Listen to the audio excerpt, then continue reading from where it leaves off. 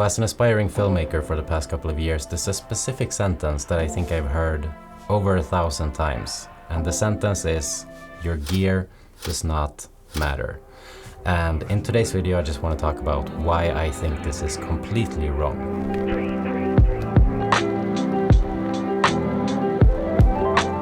So over the course of the last 6 years, I have gone from creating awkward travel films with a GoPro that only my mom will watch to being a full-time filmmaker that actually makes a living from creating videos. And being self-taught, this period has definitely involved a lot of YouTube videos in the form of lens reviews, editing tutorials, photo tutorials, you name it, I've watched it. And if there's one thing I think I've heard over 1,000 times, it's different variations of your gear does not matter, storytelling is everything, gear is not important, don't buy this if you're a beginner, and stuff like that. To be honest, it's always kind of bothered me a little bit, and it's been extra annoying because everyone who's saying this already have a ton of gear. Back when I was starting out, I was definitely one of the guys who started to buy new equipment fairly quickly, and I always had these comments in the back of my head. I almost felt like I was doing something wrong because I was buying new gear instead of becoming a master storyteller, or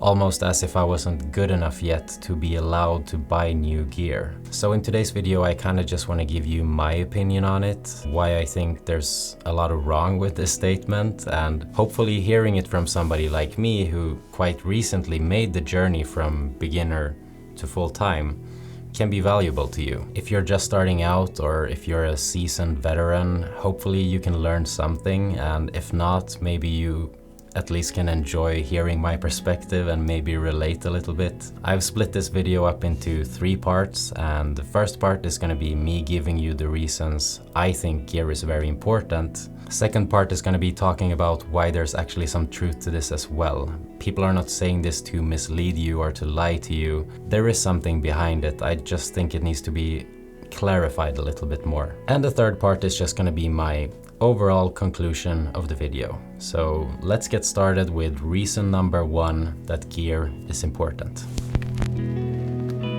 And the first reason is that investing in your craft is never a bad thing. So if you're serious about becoming a filmmaker, photographer, or whatever else it might be, because this kind of applies to anything, investing in your craft, in your business, in your passion is not a bad thing. It's actually quite natural.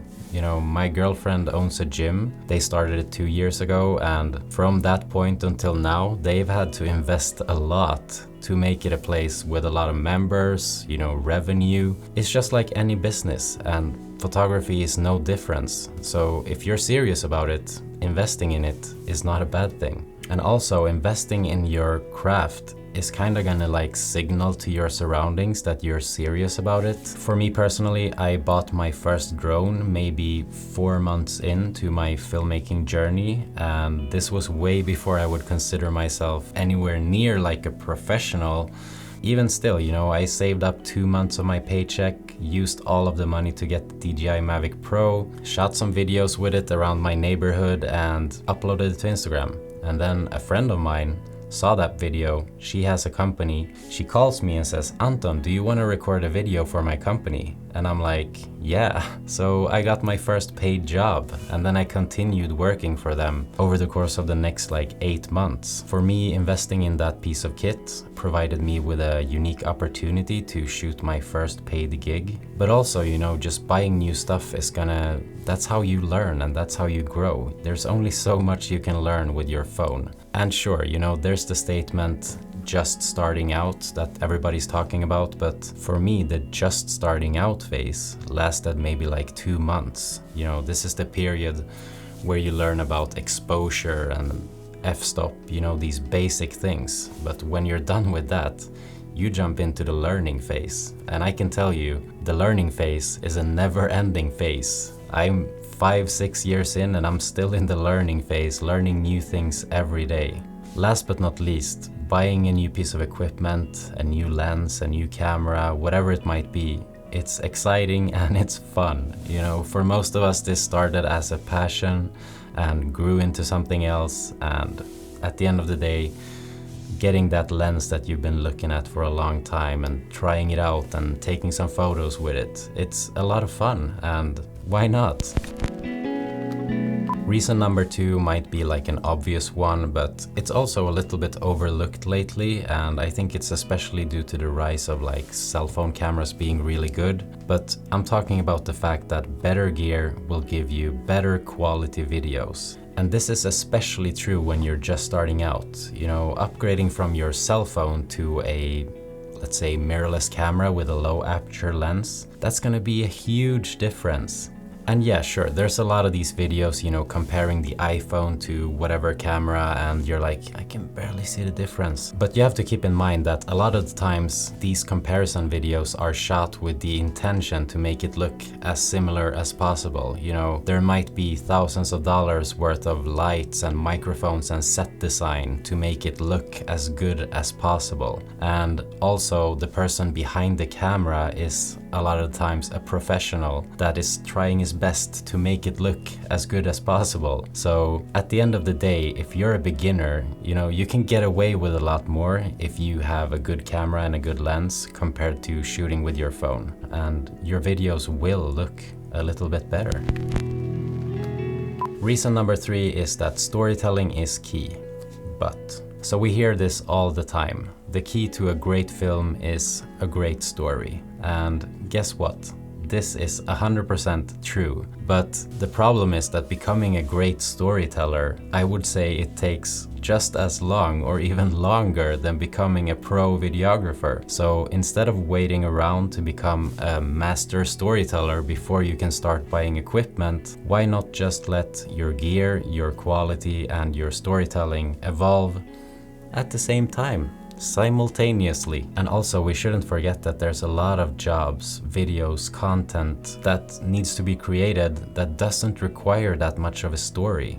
So I'm not saying you should ignore becoming a better storyteller if that's what you want to be, but as a matter of fact, you know, I work a full-time job creating videos, and the videos that I make on a daily basis does not require my skills in storytelling, unfortunately, because, you know, it's just products and it requires me to handle my camera in a way and, you know, editing and all that stuff, but storytelling, not really. So what I'm saying here is that you can definitely start making money from filmmaking before you are like a grade A storyteller. Why are people saying this, and what do they mean when they say this, and what should you take away from people saying that your gear does not matter? And I think it has to do with people trying to tell you that buying a new piece of equipment is not going to make you a better filmmaker. And this is definitely something that I learned when I was starting out, because I was watching Sam Colder, Taylor Cut Films, all those guys, and I was watching their videos thinking, you know, the only reason they can make that shot or blah blah blah is because they have a gimbal or because they have 120 FPS slow motion and stuff like that. So I went ahead, bought a gimbal, and I was like, yeah, now I'm going to be able to make the exact same video that Sam Colder made. And then I realized, like, there's actually a bit more to it than just getting a gimbal and going out on a field thinking you're pro. So basically, you're still gonna have to go through all the blood, sweat and tears, all the trial and error, editing tutorials,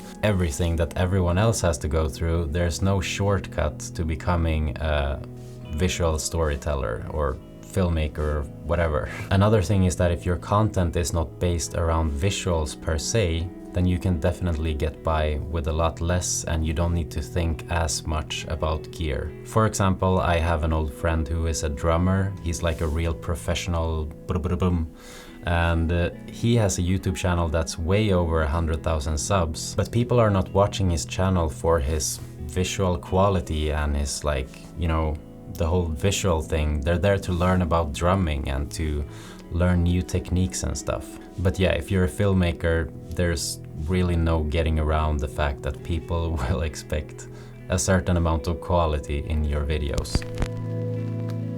So we have arrived at part 3, which is my conclusion of this whole gear topic. And my conclusion is that it's completely okay and it can even be beneficial to start investing in your craft, in your passion, if you're serious about it and you can see yourself doing it in the future. Oh. It's taken me like 4 hours to record this video. I started recording without pressing record on the camera, and then I got really upset, started recording again with the camera on, with the mic off, and yeah, so this is my third time. Thank you for watching, guys. See you in the next one.